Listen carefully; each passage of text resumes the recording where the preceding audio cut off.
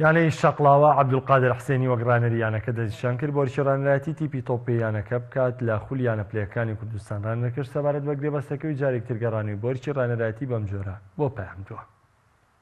بڕاستی لەسەر داواکاری چەند برادەرەکی خۆشەویست دیارە پێیان باش بوو کە من دەستنیشان بکەن لەوەی شەی منیش نەمتوانی ڕەتیان بکەمەوە. ئەوەیە دوای گەڕانەوەکەی بۆ نایەنە شەقڵاوە مەجموعەک برادەری عەزیز و مەجموعەک برادەری خارجی نادیش کە تەکلیفیان کردیە زیاتر وای لێکردم ئەرکەکان قبول بکەم.